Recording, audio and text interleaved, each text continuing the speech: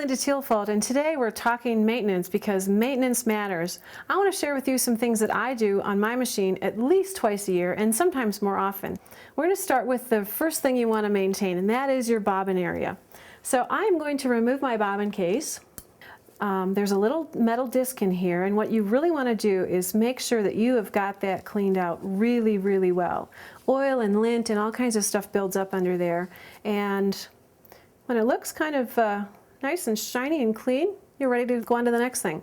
And that is this area right here. A lot of stuff can build up in here, and you may use a brush or even a piece of batting to clean that out as you're quilting, which is a good idea, but it goes deeper than that. So you want to get your vacuum out, and you want to use your little hose extension. So I'm going to get really up nice and tight in there, and I'm just going to vacuum that area out really, really well. Once I'm done with that, I'm ready to move on to the next thing.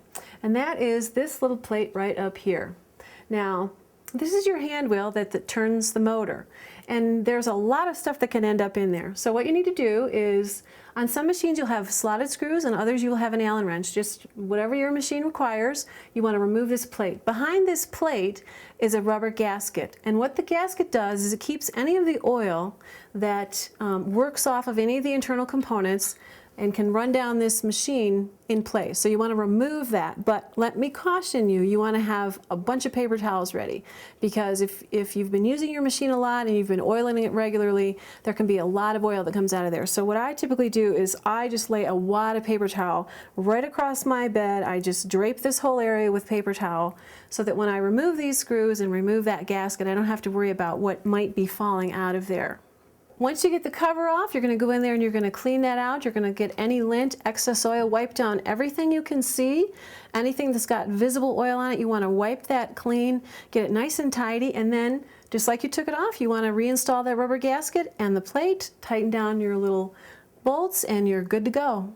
So we have our cover back on, and now we've moved to the back of the machine. This is another area that you want to make sure you're clean. This is the tension device for your bobbin.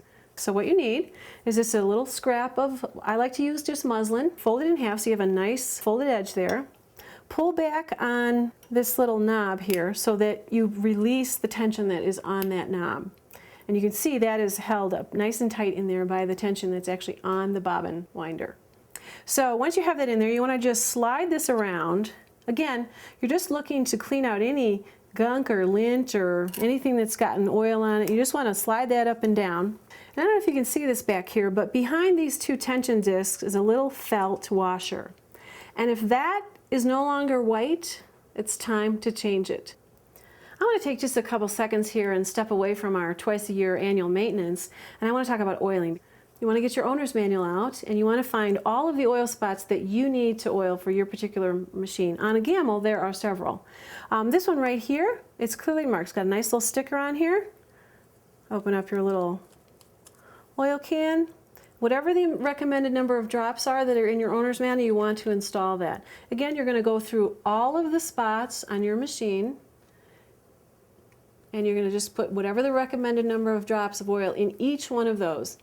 I've been quilting for so long that I can actually tell, I can hear when my machine needs oil. So it's really important to get to know your machine, listen for the sound, and if it's sounding a little differently, I can pretty much guarantee you that it needs oil.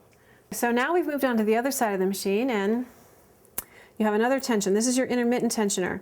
Now, you may not have this on your machine, but if you do, you want to make sure that this is nice and clean too. Again, we're going to separate the discs. We're going to clean out any gunk that might be in there. I'm going to take my little scrap of muslin and I'm going to just kind of floss back and forth through there, making sure that I get that nice and clean. The other thing you want to check is that there is actually tension on this spring. This will fatigue over time, and you may not know it. That could be one of the causes for bad tension. So you want to make sure that this is still nice and tight. When you spring this, it actually snaps. That's what you're looking for.